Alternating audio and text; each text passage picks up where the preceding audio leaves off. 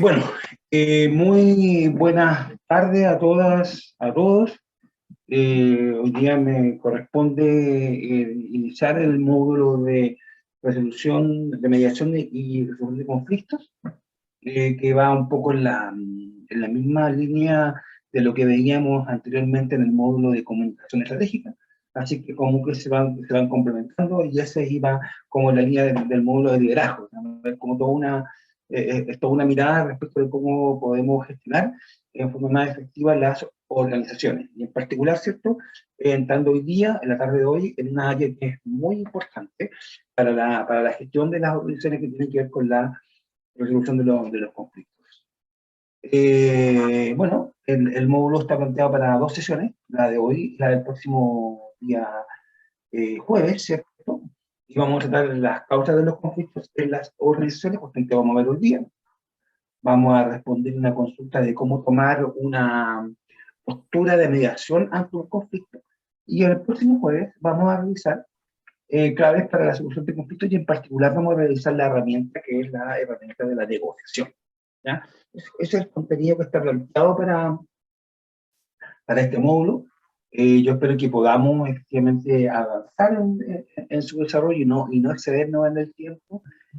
Bueno, la responsabilidad es mía, ¿cierto?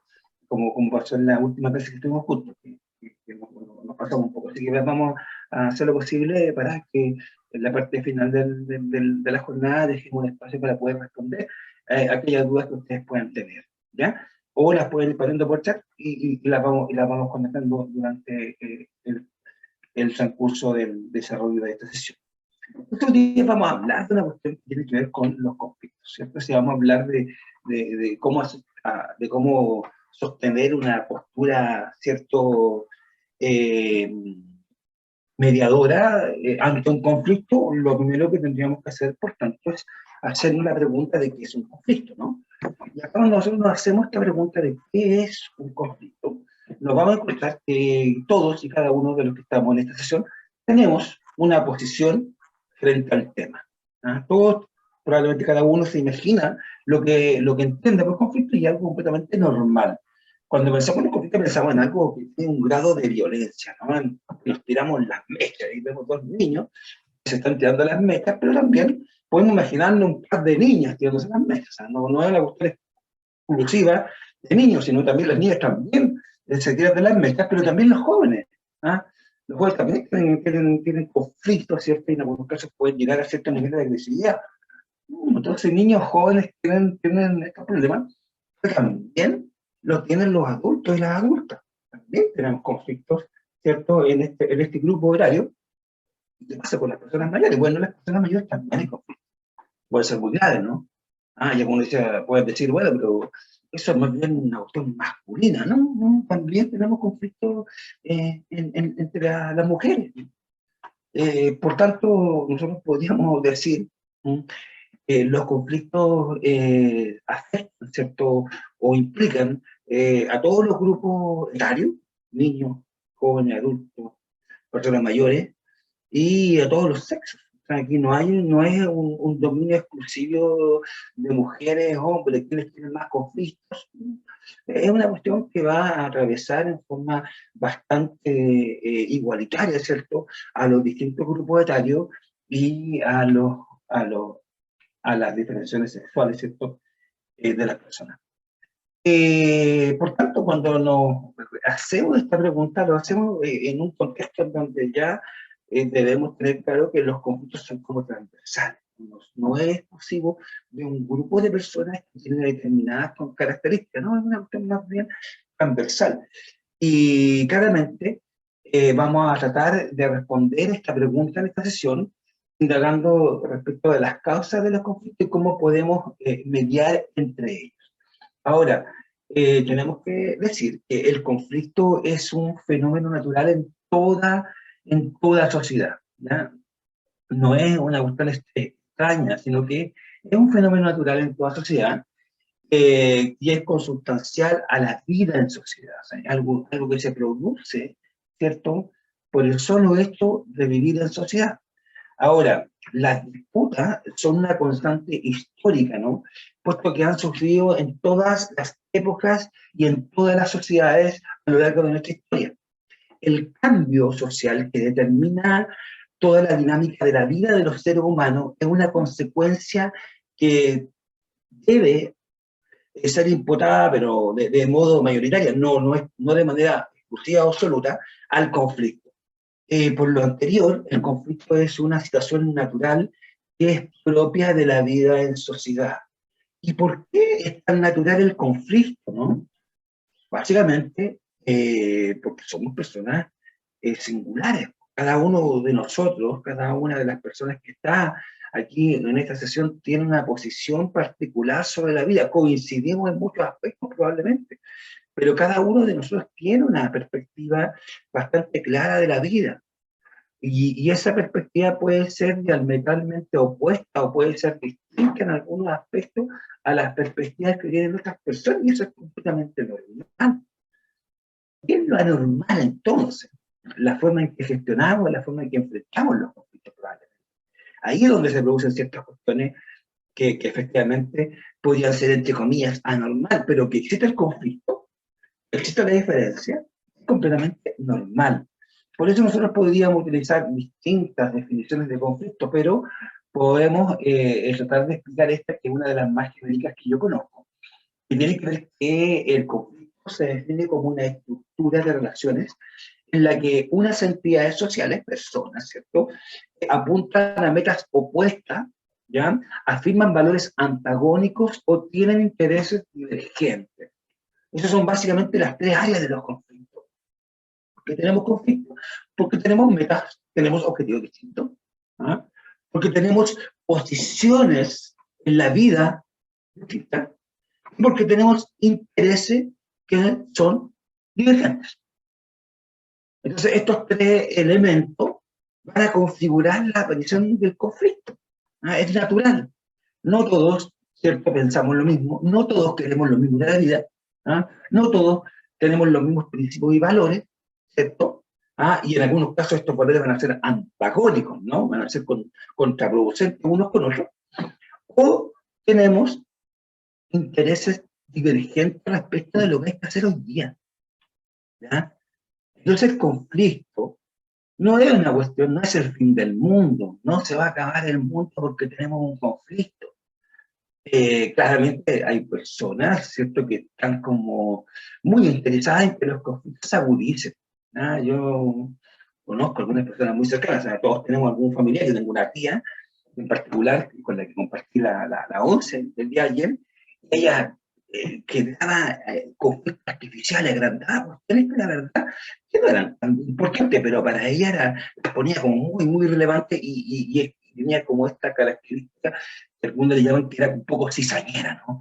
Generar cizaña, generar a ver si alguien pesca para un conflicto, que es una posición distinta, alguien tiene una posición A, yo tengo una posición B, y es normal que así sea, ¿cierto? Y tenemos que gestionar este conflicto de la forma más natural posible, pero tratar de agrandarlo para hacerlo un conflicto que sea muy difícil de poder superar, ¿no? Entonces, tengamos ciertas metas opuestas, que afirmemos valores antagónicos o que tengamos intereses divergentes es completamente normal. ¿Ya? No es una cuestión, insisto, que sea tan extraña. Hola. Buenas tardes. Por tanto, lo extraño es que efectivamente es la forma en que gestionamos nuestro conflicto. El conflicto se caracteriza por un conjunto de dos o más hipotéticas situaciones que son excluyentes entre sí.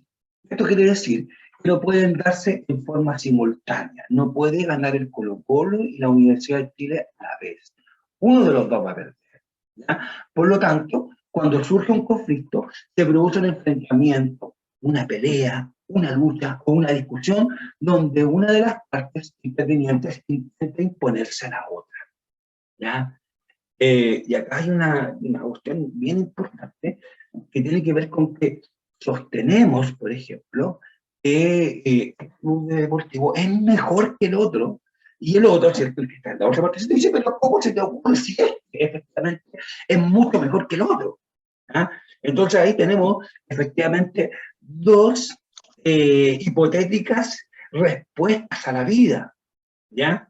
pero la mía es la que yo considero correcta, evidentemente. Yo la considero correcta. O sea, esa es la respuesta. Y no la que tiene este otro personaje que tiene una posición completamente distinta, que probablemente no ha estudiado, no ha leído, ¿cierto? Le vamos a dar algunos adjetivos calificativos para explicar su posición. Entonces, por ejemplo, veamos este pequeño ejercicio que se llama ¿de qué color es el círculo? ¿Ya? Y aquí hay un círculo. Este círculo está dando vueltas, ¿ya? Ustedes no lo alcanzan a ver porque la animación no se hizo, pero este círculo está dando vueltas y como ustedes pueden ver, ustedes que lo ven completo, tiene distintos colores. Bueno, este grupo de personas está sentada y a ellos se les hace la pregunta de qué color es el círculo. Ya ellos lo empiezan a mirar, ¿cierto? Y la señora, ¿cierto? La señora que está hacia mi lado derecho, ¿cierto? Él dice y responde así con mucha convicción, yo veo claramente que el círculo es azul. Claro, y ella, si se dan cuenta, ella si mira hacia el frente, ve un círculo azul. Eso es lo que ve. Ahora, el caballero que está hacia mi lado izquierdo, le responde y dice, pero si es verde. Porque él mira hacia el frente, el círculo que está al frente de él, y lo que ve es un círculo verde. Sostiene que es verde. Y la tercera persona ya se empieza un poco a irritar. Pues. Porque dice, oye, pero ¿qué están viendo estas personas? Y ella dice, pero no ve rojo, porque ella miró y vio que efectivamente el círculo es rojo. ¿Mm? Entonces, frente a una situación, cada uno de los presentes puede sostener una interpretación a partir de nuestra percepción, a partir de nuestros valores y creencias, a partir de nuestra experiencia previa. Hay una primera alerta. ¿Mm? Nosotros nos conflictamos muchas veces, no por lo que está pasando, sino por lo que nosotros creemos que va a pasar, porque interpretamos la realidad a partir de nuestro prisma y en forma completamente aceptable, ¿no? Y creemos que es la mirada correcta. ¿Ah? La mayoría de personas creen que su mirada es la correcta, no la ponen en duda, y eso tiene que ver con nuestro equilibrio de nuestra personalidad. Entonces, no ponemos en duda nuestros sentidos nos engañan permanentemente, pero no los ponemos en duda porque nosotros percibimos una parte muy pequeña de la realidad, pero es nuestro universo, y no lo cuestionamos. Entonces, cuando nos pasa algo como esto, donde las tres personas están viendo cosas distintas porque están ocupando sus sentidos, se produce el conflicto porque cada uno va a tener una respuesta, ¿cierto?, de esta situación que están viviendo. Y eso, no, insisto, no tiene que hacer llamar a la reflexión. Cuando nosotros sostenemos una posición, somos capaces de autocuestionarnos esa posición. ¿Será la correcta? ¿Será la correcta? Una pregunta tan simple como esa. ¿Y por qué esta persona tiene eso? Si yo veo que esta cuestión es roja, pues. ¿Por qué lo está viendo azul? Entonces, claro, esta esfera tiene una dimensión roja, tiene una dimensión verde, tiene una dimensión amarilla, y cada uno está viendo la que más le acomoda. Ojo, como tenemos todo este conjunto de valores y creencias, conocimiento acumulado, cuando nosotros vemos algo, cuando percibimos algo, nuestro cerebro tiende a hacer una generalización, a cerrar un círculo. Entonces nosotros quedamos completamente convencidos de eso. ¿Ya? Bueno, todo lo que ustedes, imagino que un poco revisaron con el uso de los medios de comunicación y esto de las noticias falsas, las fake news, ¿no? Con eso, o sea, cómo nosotros tenemos información y nos ponen un poquito que nosotros cerramos una estructura neuronal nueva con una información que es completamente falsa. Pero como nosotros la pegamos con la información previa, para nosotros es verdad. Para nosotros es completamente cierta. Pero tiene que ver con esto. Tiene que ver con lo que nosotros somos, con lo que nosotros creemos, con lo que nosotros sabemos. Vamos complementando la información. Y eso es una de las principales causas que nos genera que podamos tener conflictos con nuestro entorno. Y acá hay que empezar entonces a desagregar un poco de cuestiones para que podamos entender esto y poder gestionar de mejor forma los conflictos. Tenemos que hacer la diferencia entre el problema y el conflicto. Cuando nosotros hablamos de un problema, y hablamos de conflicto, estamos hablando de cosas que son parecidas pero son distintas, tendemos a mezclarlas, ¿ya? El problema es una molestia o una queja, es algo que está así afectando a un grupo de personas, ¿ya? Es algo que están viviendo. El problema se vive, ¿ya?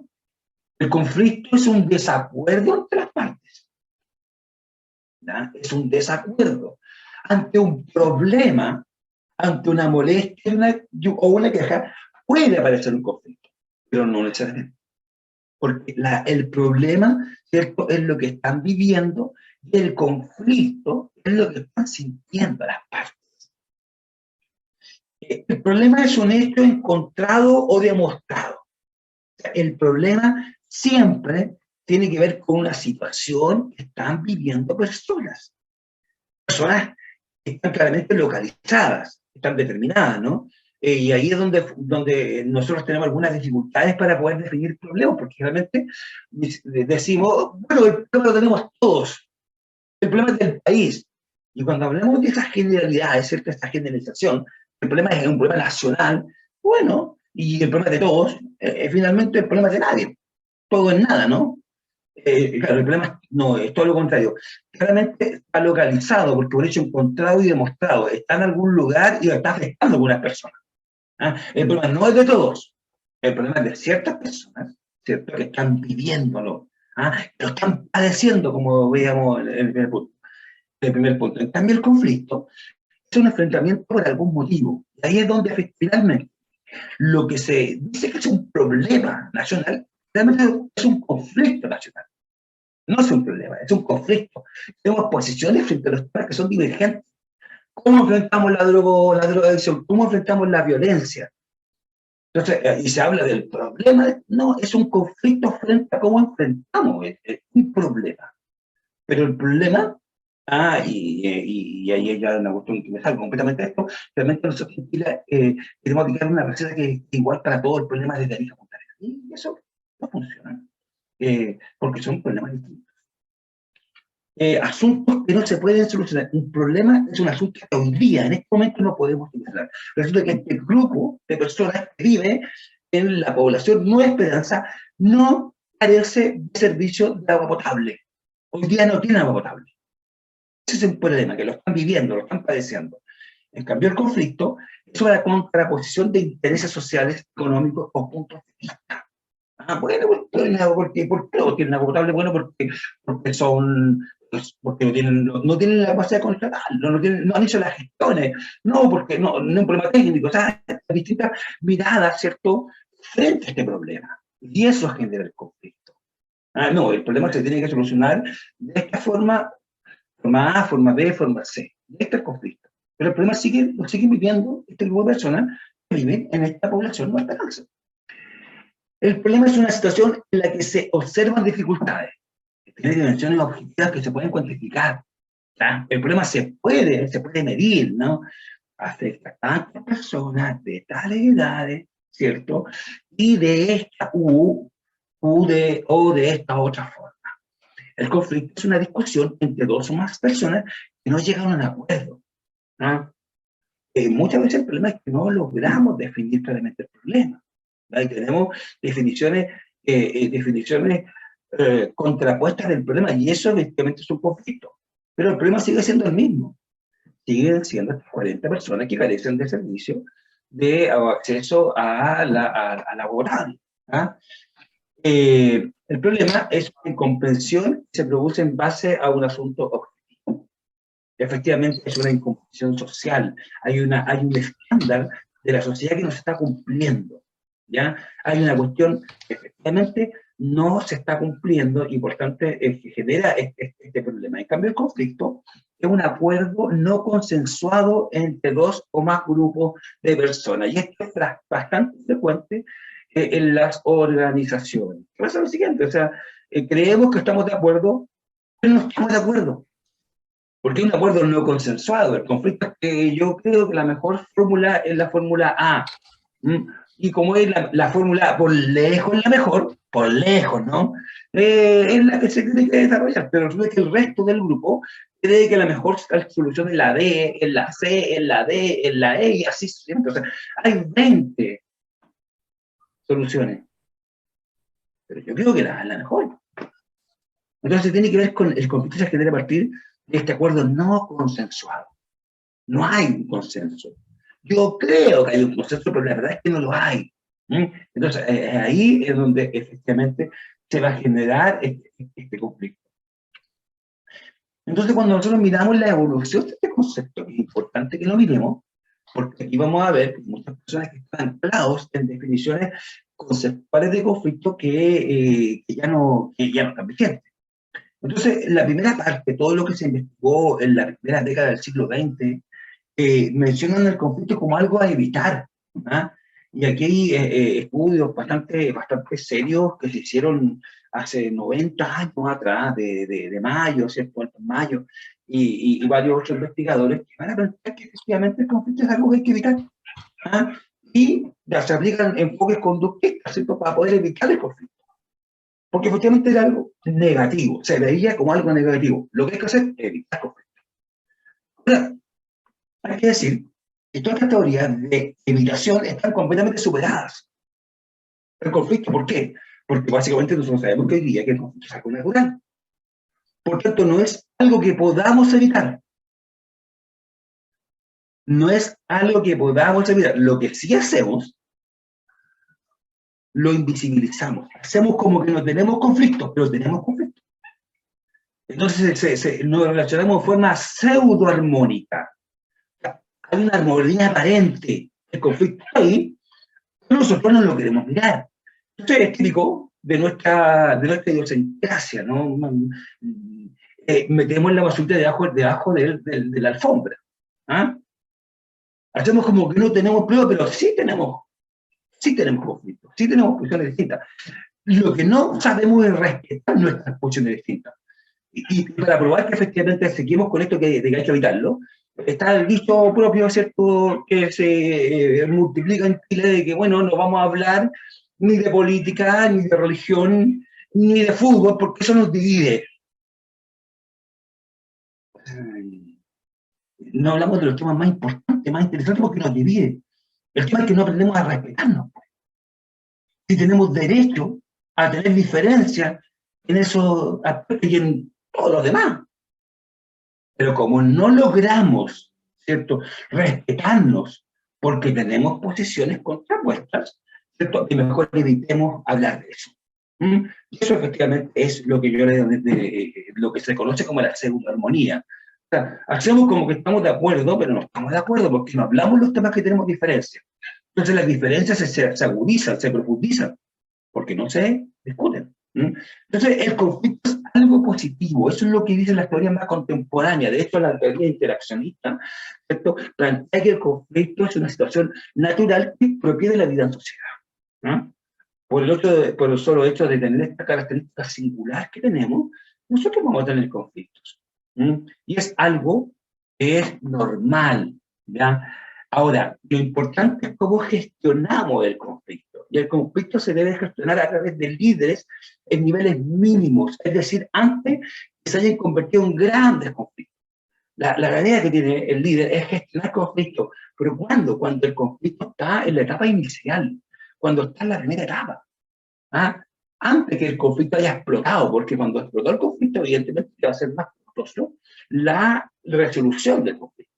Cuando es a nivel inicial, podemos, ¿cierto?, tener una resolución muy, entre comillas, barata, versus cuando ya explotó el conflicto, donde nos va a costar mucha mayor cantidad de recursos el poder revertir. ¿Cómo lo podemos hacer? Bueno, a través de la prevención de conflictos. Esta es una palabra bien interesante que viene como de la simbiosis de la promoción y la prevención. La prevención de conflictos es un proceso de intervención antes de la crisis, para generar una explicación del conflicto, reconocer los cambios necesarios para eliminar sus causas de una promoción de condiciones que creen un clima adecuado y favorezcan las relaciones operativas. Entonces, ¿cuál es la tarea que tiene un líder? Es efectivamente visualizar cuáles son las posibles fuentes de conflicto y ir a esa fuente de conflicto y indagar cuáles son las causas y poder revertir esas causas. ¿Mm? Lo que nosotros tendemos a hacer, insisto, es lo contrario. Hay un posible conflicto, mejor ni voy a hablar de eso, mejor ni voy a mirar para allá, me pongo una anteojera, ¿cierto? Para efectivamente no visualizar el conflicto. ¿Mm? Por eso que eso va a bullir como espuma y explota.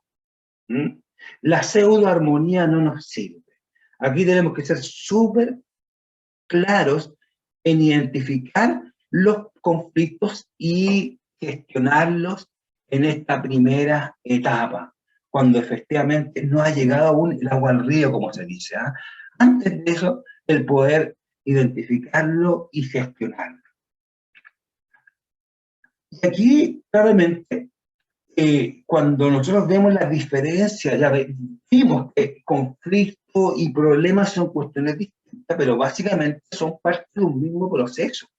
Porque el problema, esta situación negativa que están pidiendo personas, esta situación es más bien de carácter objetiva. ¿Por qué digo de énfasis objetivo? Porque se puede cuantificar, porque se puede medir lo que están viviendo las personas, la situación negativa que están viviendo las personas. ¿Ya? Eso puede llegar a un conflicto. Este problema puede llegar a un conflicto, porque esas personas pueden demandar una solución. Estas personas que están viviendo un problema al interior de la organización van a demandar una situación, van a demandar una solución. Y eso es ya el conflicto. Pero el conflicto tiene un énfasis en la subjetividad, porque un problema tiene múltiples soluciones.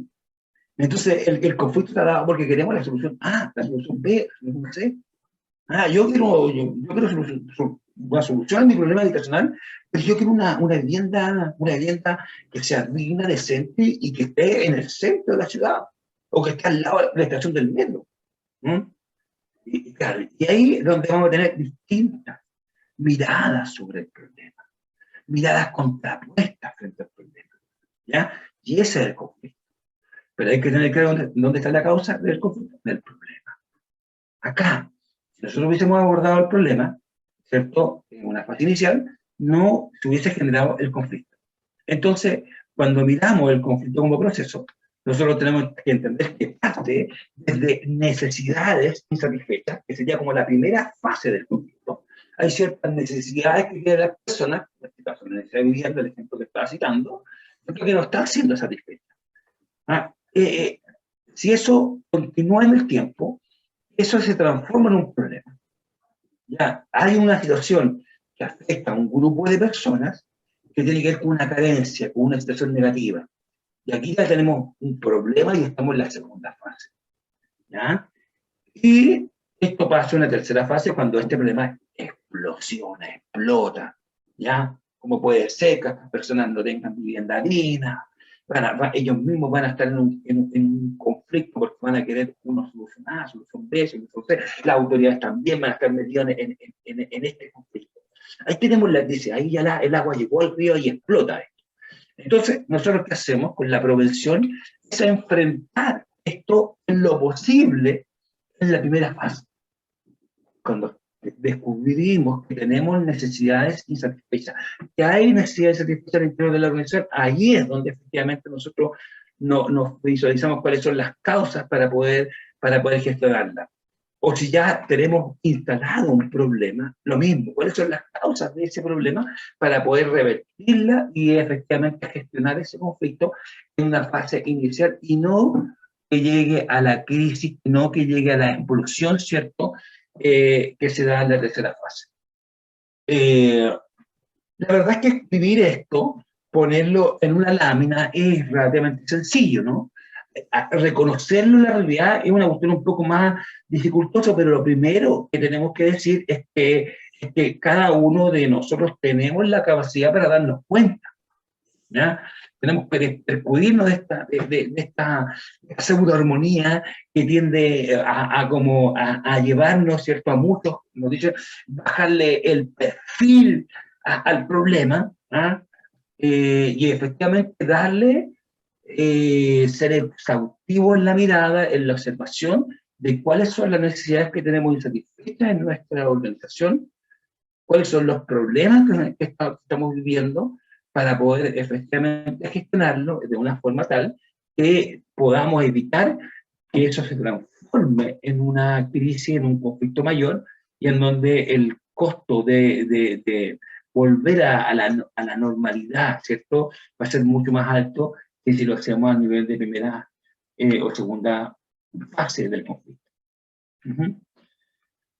Entonces, cuando nosotros miramos el conflicto, a partir de lo que estamos señalando, el conflicto tiene tres dimensiones, o tres aspectos que son importantes de visualizar.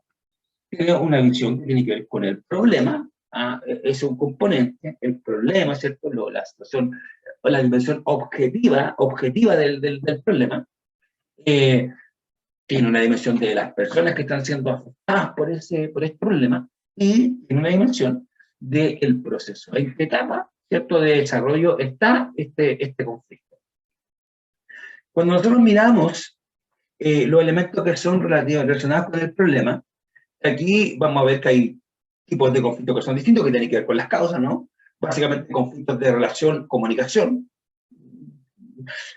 Cómo la gente se relaciona tiene que ver con cómo se comunican, por tanto son fundamentalmente conflictos de comunicación, de la forma en que nosotros nos comunicamos, de la forma en que nosotros nos tratamos unos a otros, ¿no? Nosotros estamos viviendo hoy día un cambio importante, o sea, un cambio que tiene que ver con la posición que tienen las mujeres en la sociedad, cómo eso ha llevado a que cuestiones que eran normales, ¿cierto?, hasta hace algún tiempo atrás, hoy día son completamente censurables, ¿ah? Y tiene que ver con la relación que tenemos, ¿cierto?, entre hombres y mujeres, en la obligación que hoy día tenemos de mantener relaciones equitativas, de respeto, ¿cierto?, entre hombres y mujeres, ¿no? La cantidad importante de los chistes, ¿cierto?, machistas, que eran bastante normales hasta hace un tiempo, hoy día son completamente censurables. Tiene que ver con este conflicto de relación-comunicación, en cómo nos relacionamos con las otras personas, y aquí hay personas que son mucho más agresivas que otras, y nosotros, en la medida que desarrollamos habilidades comunicacionales como el respeto, como la escucha activa, como la comprensión, como la empatía, como la asertividad, evidentemente que nuestra cantidad de conflictos de comunicación y relación podrían ser bastante más bajos. Estos conflictos nosotros los podemos manejar, los podemos evitar, pero no es que los vamos a invisibilizar, sino que los podemos gestionar en la etapa inicial, en la medida que nosotros los comuniquemos en forma eficiente.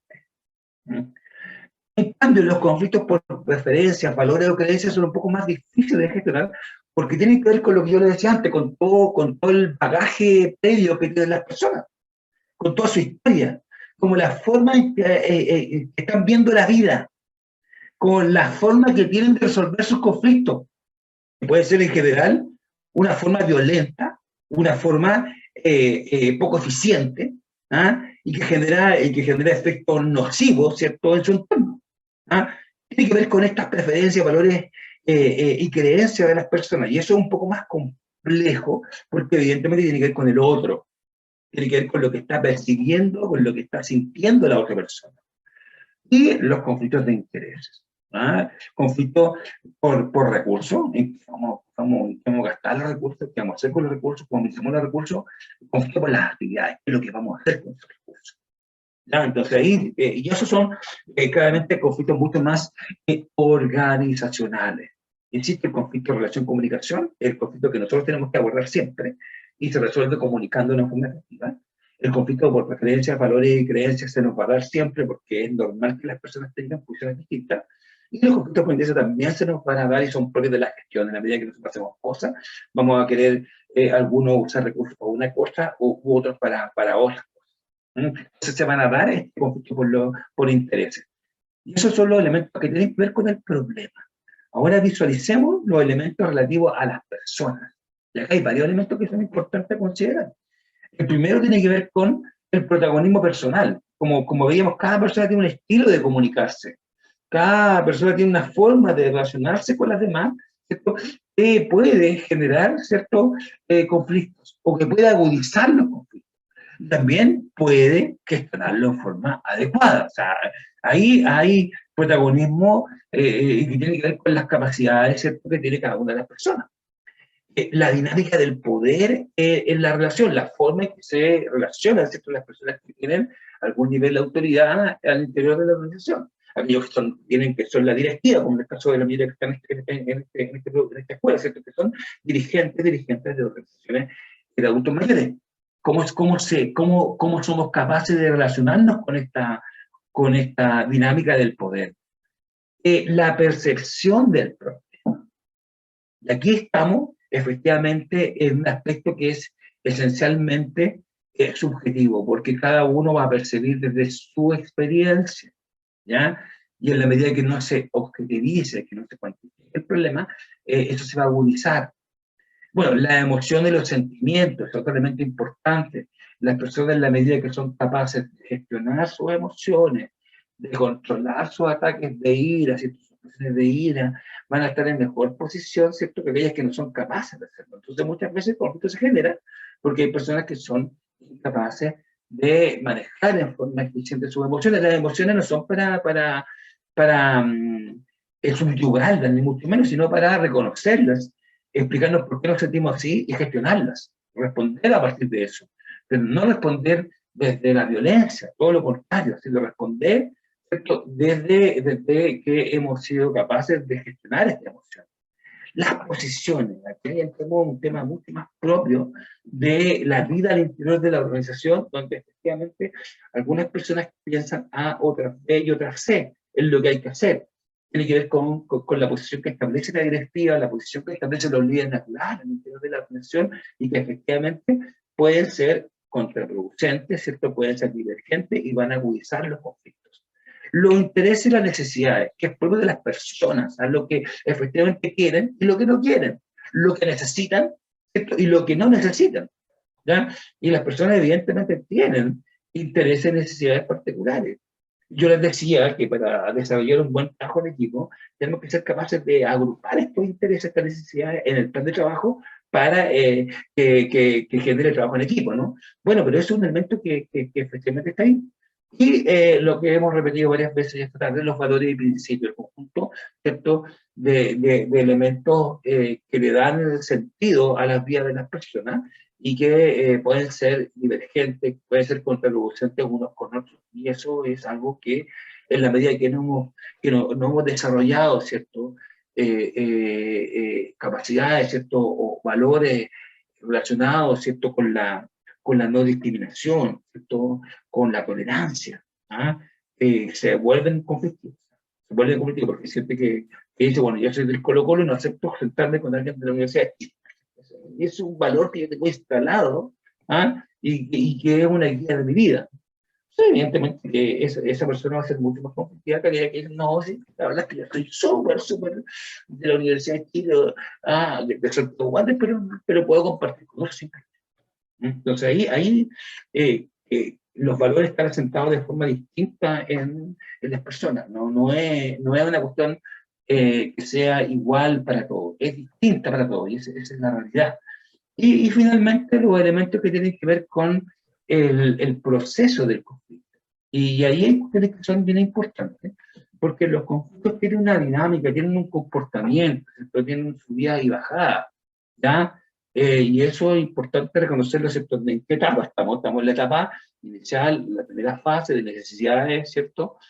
O no, estamos en la segunda fase, aquí estamos frente ya a un problema que se está generando, o estamos finalmente en la crisis, ¿no? Y aquí hay que reconocer, ¿cierto?, dónde estamos en la dinámica del conflicto. La relación y la comunicación son elementos súper importantes.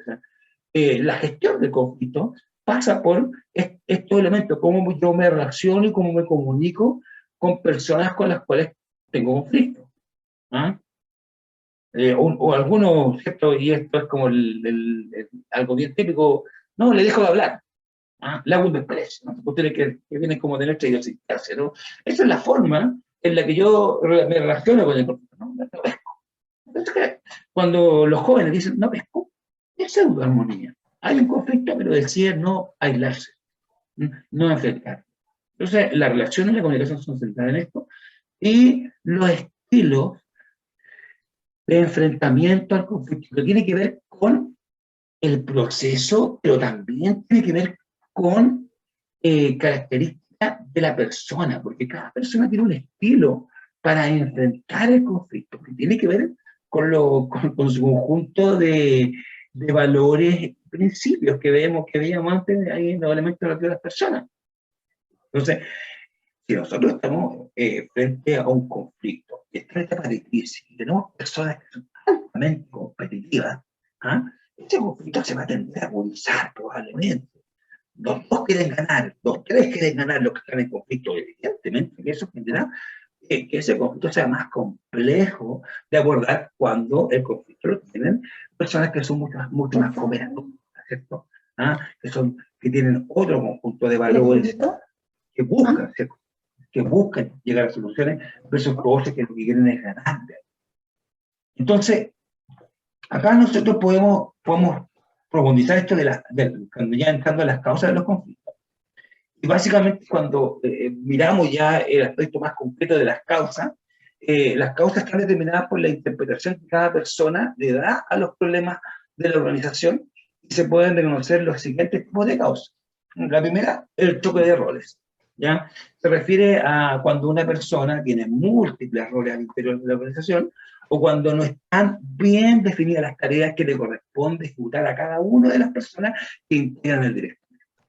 Cuando hacemos de todo, o cuando no está claro qué hace uno y qué hace el otro, aquí se nos genera este posible causa de conflicto, que son los choques de roles, porque empezamos a hacer lo mismo. ¿Ah? Oye, pero si yo ya lo hice. No, es así. Entonces, no está claramente definido quién hace qué, y por tanto va a generar este choque de roles. Si no está claro quién es responsable de una tarea o proyecto, se crea el conflicto. Claridad, ¿quiénes son los responsables de la ejecución? ¿Quiénes son los responsables de la coordinación? ¿Cierto? Tener claros los roles, y eso evita conflictos, porque es una de las principales causas de conflicto al interior de la organización. El comportamiento agresivo o pasivo, ¿no? Este tipo de conducta es nociva para el grupo, el agresivo, ¿cierto? Bueno, y el pasivo también, el que no hace nada. Ambos casos generan problemas en la organización, porque van a crear un ambiente hostil y van a anular cualquier intento de trabajo en equipo. Entonces, efectivamente, el que no hace nada, o el agresivo, ¿cierto? El que, ¡ay, tienen que hacerlo! El que grita, el que levanta la voz, porque genera una dinámica conflictiva. Porque una persona dice, oye, yo no estoy acostumbrado a que me hablen de esta forma. ¿Verdad? Y ahí estamos frente a una necesidad insatisfecha que se transforma en problema, y que al tener posiciones distintas se transforma en un conflicto. Entonces, este comportamiento agresivo, pasivo, ¿cierto?, genera problemas al interior de la organización. Es una de las causas de conflicto al interior de la organización. Por un lado tenemos los conflictos de intereses, que son bastante frecuentes, porque tenemos recursos que son escasos, que son insuficientes, como el tiempo, como el dinero, que el material puede generar un conflicto, ya que los miembros de la organización compiten para obtenerlo. No hay que usar con estos fines, no hay que usar para otros fines. Lo que se llama... No, me gusta... No, tienes que cortarle con un... Que son contrapuestos, ¿no? Y eso es una causa importante de conflicto. Una de las cosas más frecuentes de conflicto, ya lo hemos visto antes, tiene que ver con la interferencia en la comunicación. Cuando un socio o una socia requiere información de otro y este no responde adecuadamente, se genera una información poco fiable. Esta es una de las principales causas de conflicto al interior de la organización. Y aquí yo les recuerdo que nosotros somos responsables de los mensajes que emitimos, ¿no? Entonces, cuando se genera esta cuestión, probablemente todos conocen el juego del teléfono, ¿no? Donde una persona le habla a la otra al oído, le da un mensaje, la otra persona le habla a la otra, y le habla a la otra, y el mensaje cada vez que pasa de una persona a otra se va distorsionando, ¿no? Y cuando llega de vuelta es completamente distinto al que se dio. Bueno, esa es la interferencia en la comunicación. Pasa porque no somos claros en nuestros mensajes, ¿cierto? Y cuando no somos claros en nuestro mensaje, no aplicamos comprensión al mensaje, el mensaje se va a distorsionar. Nosotros somos los responsables, pero se va a generar un conflicto. Se va a generar una posición frente al tema que genera divergencia y que podría ser muy agudo entre los integrantes de la organización. Entonces hay que evitar, ¿cierto? Hay que gestionar estos conflictos de interferencia de comunicación, ¿cierto? Hay que ser claros, concretos y asertivos en los mensajes que nosotros entregamos para efectivamente disminuir, acotar estos conflictos de comunicación que sean menos frecuentes. No los vamos a erradicar porque siempre se van a producir, pero podríamos, ¿cierto?, disminuirlos en frecuencia. Todas las personas tienen un estilo personal para abordar los conflictos que se pueden calificar de la siguiente forma. Las personas son competidoras, ¿ah? Aplican la competencia, quieren ser siempre los primeros, otros que son cooperadores, otros que evaden el conflicto, que tratan de no hacerse, de no participar del conflicto. El conflicto está, pero ellos lo evaden, hacen como que no existe, se tapan la cara para no verlo. La sumisión, aquí que se llama, bueno, que hagamos lo que usted dice, hagamos lo que usted dice, ya, usted tiene razón, sí, mi amor, tiene varias frases que están hechas que tienen que reflejan la sumisión. Y bueno, y el compromiso. Entonces hay distintas formas de abordarlo. Algunas van a ser muy favorables para la organización y otras van a ser bastante perjudiciales para la organización. Porque el estilo, básicamente para enfrentar el conflicto, está determinado por la relevancia que cada persona asigna a dos cuestiones. Al cumplimiento de los objetivos y a la mantención de una buena relación. Estos dos criterios, estos dos elementos para determinar la forma en que cada uno de nosotros enfrenta los conflictos. Ojo, que esto puede ir variando en el tiempo, ¿no?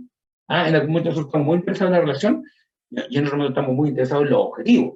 ¿Y esto cómo se comporta? Esto lo podemos ver en una gráfica, ¿no? En donde efectivamente para algunas personas va a ser muy importante el cumplimiento de los objetivos y para otros no va a ser nada relevante. Entonces, muy importante, nada relevante. Y por otro lado, para algunas personas la relación es muy importante y para otras la relación no es muy importante. ¿Ya? Entonces, en estas dos bandas nos estamos moviendo, eso determina la forma en que nosotros enfrentamos el conflicto. Entonces, cuando veíamos el competitivo, la competencia, son personas que tienen un sentido muy alto del objetivo, quieren alcanzar el objetivo a toda costa. Pero para eso, ¿cierto?, designan de la relación. Da lo mismo. Aquí lo importante es cumplir. Entonces ellos compiten. ¿Y esto qué genera? Bueno, yo gano y tú pierdes.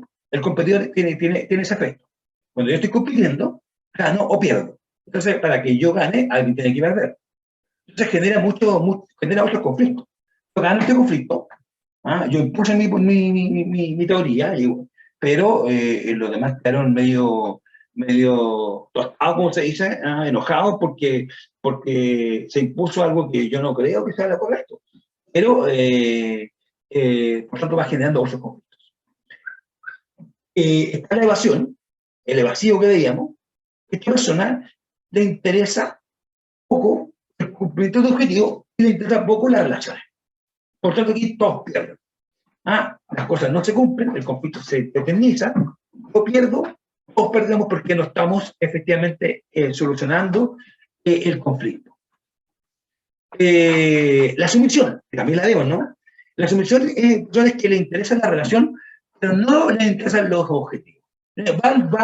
Participa porque son sus amigos y quiere mantenerlo, pero no le importa que salgan las cosas o no se hagan. Entonces, ahí él va a hacer lo que le digan. Yo pierdo, tú ganas.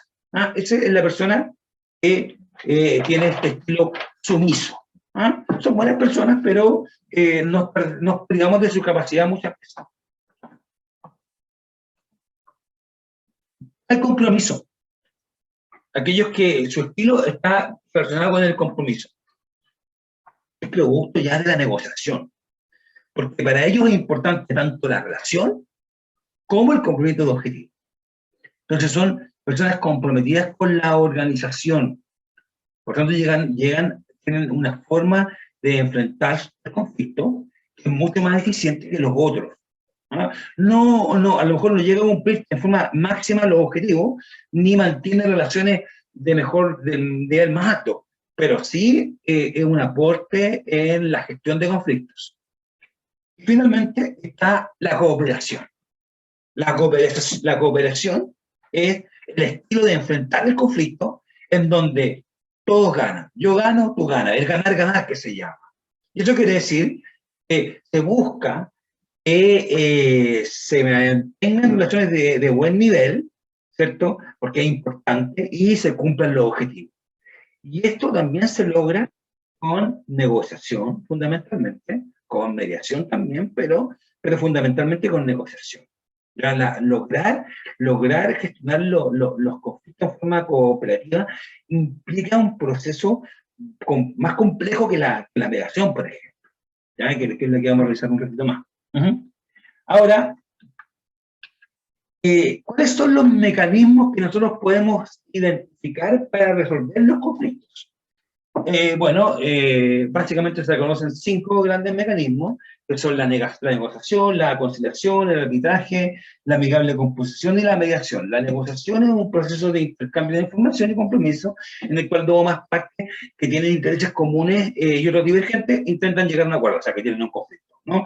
Eso lo vamos a ver en la simulación, así que lo vamos a dejar ahí nomás. La conciliación es un mecanismo alternativo de solución de conflictos por medio de la cual dos o más personas, naturales o jurídicas, de carácter público o privado, nacionales o internacionales, vigilan por sí mismas de manera autónoma y con plenos efectos legales la solución de sus conflictos con la ayuda de un tercero neutral y calificado denominado conciliador. Esas personas contratan, ¿cierto?, a una persona para que les ayude a resolver el problema de acuerdo, ¿cierto?, al marco normativo que ellos mismos se han fijado. Así resuelven los conflictos las empresas fundamentalmente. Por otro lado tenemos el arbitraje, un mecanismo alternativo de solución de conflictos por medio del cual las partes de mutuo acuerdo deciden nombrar a un tercero independiente, denominado árbitro, o a un tribunal arbitral, ¿cierto?, que será el encargado de resolver el conflicto. El árbitro, a su vez, se verá limitado por lo pactado entre las partes, o sea, solamente a resolver lo que ellos decían previamente, para dictar el laudo arbitral, ¿cierto?, una sentencia dentro de este contexto. Deberá hacerlo conforme a la legislación que hayan elegido las partes o incluso basándose únicamente en el principio de equidad, insisto, si así se ha pactado entre las partes. Finalmente, la amigable composición, el cuarto, es un mecanismo alternativo de solución de conflictos en virtud del cual uno o varios particulares o una entidad pública habilitan a un tercero amigable componedor, así se llama, para resolver de manera definitiva sus controversias. Y la amigable composición es una forma de mediación, ¿cierto? Y está regulada en algunos países de Sudamérica y practicada mayormente en países como Colombia. En Chile no es muy utilizada. Pero, por ejemplo, cuando nosotros pensamos en la mediación papal del conflicto por el canal de Beagle entre Chile y Argentina, eso finalmente fue una amigable composición, porque efectivamente se llamó un tercero para que resolviera el conflicto, ¿cierto?, en forma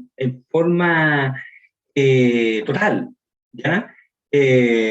Pero la mediación, ¿cierto?, como mecanismo, tiene esa composición, que tiene un tercero neutral que va a arribar a un acuerdo. Y la mediación, ¿cierto?, es este sistema para resolver conflictos entre dos o más personas, donde un tercero imparcial, llamado mediador, ayuda a las partes, que las partes puedan encontrar por sí mismas una solución al conflicto puntual. Básicamente el mediador es un facilitador de acuerdos, eso es lo que es, un facilitador de acuerdos, pero tiene algunas condiciones, ¿no? Por eso que la mediación, ¿cierto?, las personas mayores presentan características personales que las predisponen para el desarrollo de la mediación, en cuanto tengan sí un buen desarrollo de sus habilidades comunicacionales. La mediación es un proceso que busca otorgar un espacio de diálogo directo y participativo entre dos o más personas que tienen un conflicto, que tienen un problema, y la idea es que conversen sobre el origen del conflicto y las consecuencias que se han derivado. Los interesados concurren a la realización de una o más sesiones de mediación acompañados por un mediador que facilita el diálogo, en donde todos buscan vías de solución del conflicto. El proceso de mediación apuesta a que los involucrados son personas capaces de hacerse cargo de sus problemas y de que son ellos los más adecuados para proponer la solución de sus problemas. Eso es lo importante de la mediación. O sea, lo que hace el mediador es que facilita que las mismas personas involucradas construyan alternativas de solución realistas al problema que están, al conflicto que están viviendo. Y aquí la pregunta que hacíamos al principio, le decimos, bueno, ¿cómo nosotros podemos tomar una postura de mediación ante un conflicto al interior de la organización? Y acá hay que decir que las personas que tienen roles directivos deben asumir como una realidad cotidiana la mediación de conflictos, entendiendo que esta es una herramienta que solo se podrá aplicar si las partes en conflicto no están de acuerdo. ¿Cuándo nosotros podemos ejercer un rol mediador? Cuando hay dos partes que están de acuerdo que se puede mediar ese conflicto. Y en ese caso, la postura de mediación no implica necesariamente que nosotros debemos realizar la mediación. Se trata de identificar el conflicto, necesita ser mediado, y ahí establecer quién es la persona más idónea, más adecuada para realizar este proceso respectivo. Y aquí hay algo importante. Nosotros no podemos mediar en conflictos en que somos parte involucrada. ¿Ya? Nosotros no podemos poner a mediar. Bueno, como soy el presidente, como soy directivo, yo voy a mediar, pero la verdad es que yo soy una parte interesada. Entonces no puedo mediar en un conflicto en que yo soy parte. Yo solamente puedo mediar en un conflicto donde soy neutral, donde yo soy parte involucrada y yo soy neutral. No estoy a favor ni de una ni de la otra. En esos conflictos yo puedo mediar, entre la pelea entre doña Juanita y don José, ahí yo puedo mediar, yo no soy amigo personal íntimo de ninguno de los dos, ¿cierto? O soy amigo de los dos, y por eso puedo mantener una postura neutral de igual manera. Pero si efectivamente yo estoy involucrado en una relación afectiva, ¿cierto?, con alguna de las dos partes, no podría ser el mediador porque se requiere cierto nivel de neutralidad para poder mediar entre dos personas en conflicto. La postura de mediación implica el desarrollo de acciones que son previas a la mediación. La principal, aclarar con las partes involucradas si están dispuestas a participar de un proceso de mediación, asegurar que se cuente con una persona competente, un mediador, para realizar la mediación, y otras condiciones básicas, el lugar, la hora, ¿cierto?, que son elementos que hay que tener los recursos, ¿cierto?, básicos para que se pueda desarrollar en forma efectiva la mediación. Ahora, ¿qué habilidades tiene que tener el mediador? Bueno, la primera es que un buen mediador necesita contar con la capacidad para establecer normas, ¿ya? El mediador le dice, bueno, vamos a funcionar de esta forma. Nos vamos a juntar todos estos días, de esta hora a esta hora, ustedes se van a realizar de esta forma entre ustedes, aquí por lo menos en estas reuniones, y entre reuniones además vamos a proponer las soluciones a este conflicto. Y aquí implica no juzgar, evitar ejercer de juez y parte en un conflicto, no juzgar a las partes. ¿Ah? Pero no puede retarlo, o sea, no nace naturalmente, no, pero ¿cómo se nos puede decir eso? No, aquí el mediador es neutral, ¿cierto? Y va a escuchar, va a procesar, ¿cierto? Porque otra habilidad que tiene que desarrollar es la escucha activa, ¿no? Pero no va a juzgar. Cuando empieza a juzgar es porque se polarizó, se cargó a alguna de las partes y ya dejó de ser neutral. Respetar la confidencialidad, o sea, lo que se habla ahí, no sale de ahí.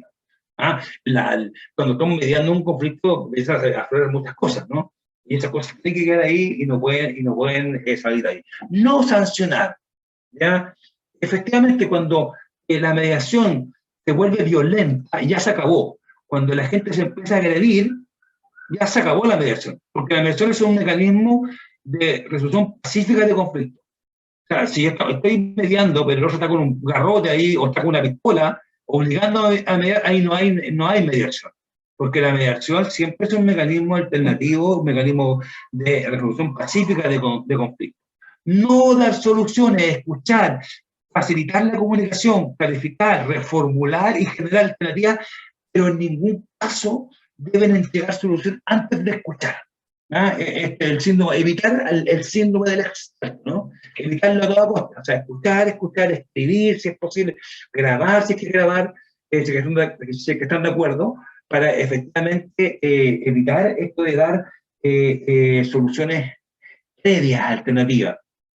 Y una habilidad que es importante es que el buen mediador sabe parafrasear, ¿ya? El hecho de poder parafrasear, repetir lo que la persona está diciendo, que la otra se escuche, ¿ah? Permite que la otra persona eh,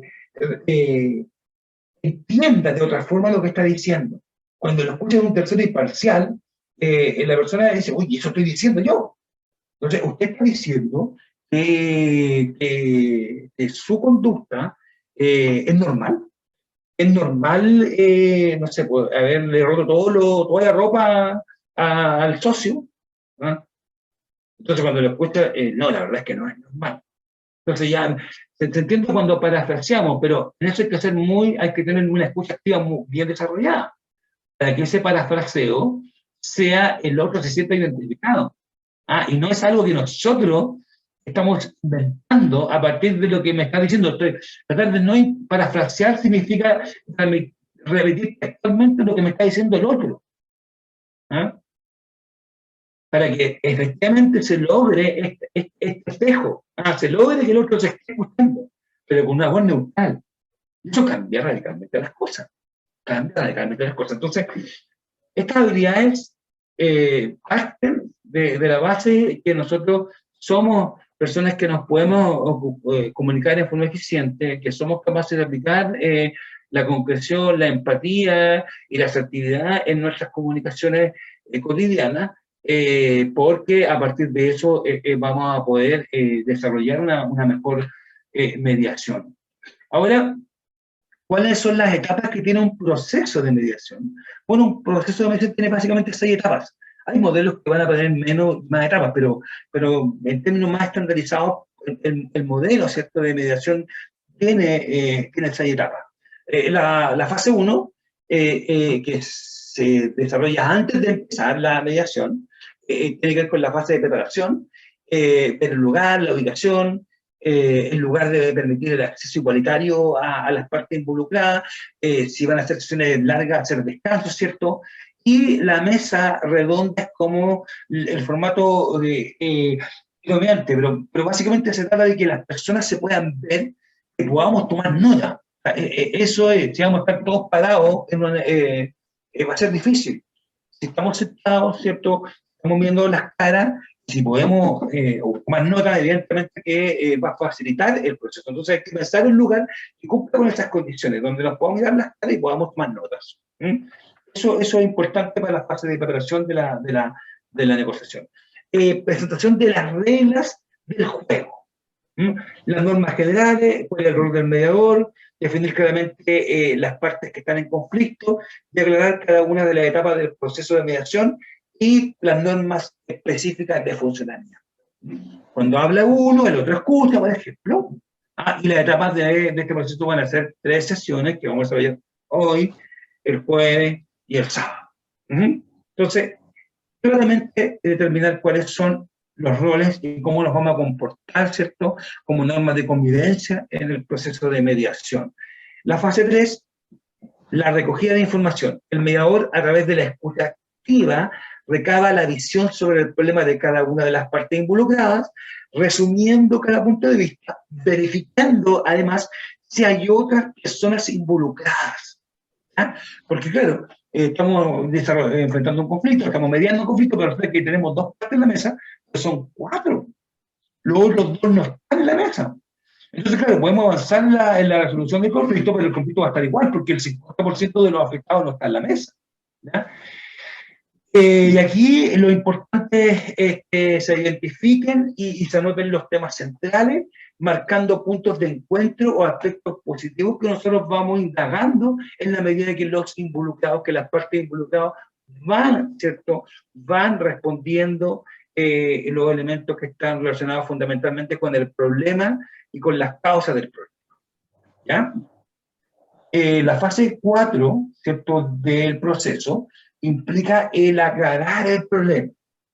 Una vez que hemos escuchado, que se han expresado todas las partes involucradas, vamos ya a estar en condiciones de pasar a la fase 4, de aclarar el problema.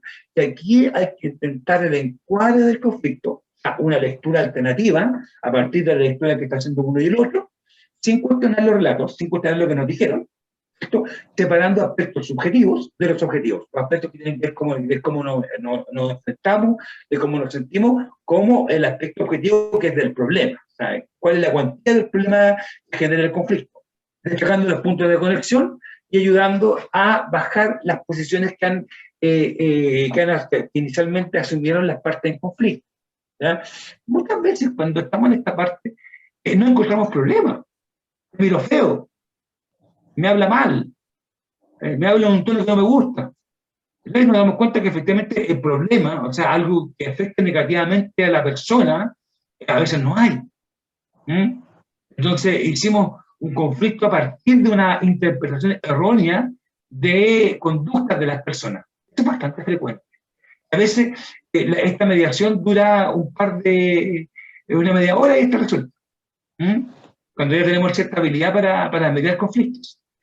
Pero en nuestro caso vamos a encontrar que es un problema, que efectivamente hay una cuestión objetiva que está sucediendo, que está afectando a las personas y que genera cierto que parezca el conflicto. Pero es importante aclarar el problema que causa el conflicto. ¿Cuál es el problema? La situación objetiva, ¿cierto?, que genera este conflicto. Proponer soluciones.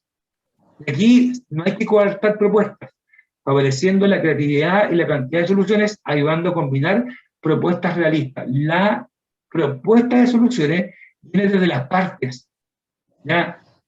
El mediador propone también soluciones, pero tienen que inventar las partes soluciones al problema. Y aquí, mientras más soluciones se inventen, hay más posibilidades de llegar a un buen acuerdo, que es la parte final. Paso 6, último paso, llegar a un acuerdo. El mediador ayuda a las partes a definir claramente el acuerdo, el cual debe ser equilibrado, claro, realista, posible de cumplir, ¿cierto? Eso que sea realista, o sea, no me acuerdo de algo que no vamos a cumplir, que sea aceptable para todas las partes y debe ser redactado por escrito y firmado por las partes. La mediación siempre implica, ¿cierto?, que se llegue a un documento, que puede ser muy breve, ¿cierto?, donde llegamos a un compromiso de conducta, ¿cierto?, donde llegamos a una resolución con 3, 4, 5 puntos, que va a estar firmado por las partes involucradas. En algunos casos ni siquiera es necesario que el mediador lo firme, en algunos casos sí. En Chile existen sistemas de mediaciones que están regulados, ¿cierto?, como la mediación escolar, ¿cierto?, la mediación en salud, hay mediación también familiar, ¿cierto?, por ejemplo, todos los juicios de divorcio y de alimentos que no hay involucrada violencia intrafamiliar, pasan por procesos de mediación familiar en Chile. Hay mediación comunitaria, un programa piloto que ha desarrollado el Ministerio del Interior, que está sentado en algunas comunas del país, en donde se estimula, ¿cierto?, la resolución de conflictos en la comunidad a partir de los llamados mediadores comunitarios. Pero claramente ustedes, ¿cierto?, dirigentes de organizaciones de adultos mayores, tienen que asumir este rol de mediar en los conflictos, siempre separando si efectivamente son o no son parte interesada en el conflicto.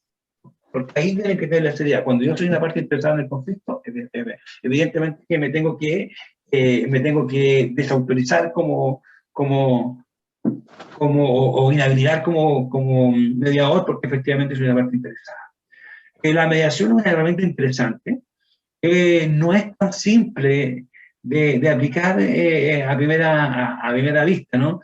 Requiere cierta práctica por parte de las personas, y yo insisto en que ustedes tienen las habilidades de entrada como para poder ser mejores mediadores, y pasa por practicar las habilidades que se han mencionado y reconocer las características del proceso, y entender, ¿cierto?, que el conflicto es una cuestión natural y propia de la vida en sociedad, ¿no? El conflicto lo tenemos que gestionar, el conflicto tenemos que aprender a vivir con él, y no practicar, insisto, esta pseudoarmonía de hacer como que si no tuviéramos conflicto, pasar por arriba de ello. Bueno, estamos terminando con el tiempo, que hay un par de minutitos para poder responder alguna consulta, si si es que la hubiere, ya, o de lo contrario, igual yo les dejo ahí mi correo electrónico, si alguien tiene alguna duda o pregunta, no tengo ningún problema en poder responderle por esa vía. Así es que quedo para eso disponible. Todo claro, don Cristian. ¿Todo claro para el dicen? Sí, sí, está clarito. Muy claro. Okay. Y muy interesante el tema. Sí. De mucha ayuda por los problemas que tenemos. Bastante clara. Entonces vamos a quedar con una tarea. Todo claro. Vamos a tener que pelear un conflicto de aquí al jueves para que nos vamos a la experiencia. Y el jueves vamos a trabajar una herramienta que es un poco más completa que esta, que tiene que ver con la negociación, ya que es una cuestión que ustedes practican más cuidadamente y que pueden practicar, digamos, todos tienen las condiciones hoy día para poder ser mejores negociadores, y eso es lo que vamos a tratar de trabajar el día jueves, ¿cierto? En la segunda parte final de este módulo de mediación de conflictos. Así que para mí ha sido un gusto, como siempre, y nos vemos el jueves en la segunda sesión de este módulo. Así que tengan muy buena semana y que tengan un muy buen resto de jornada. Gracias, profesor.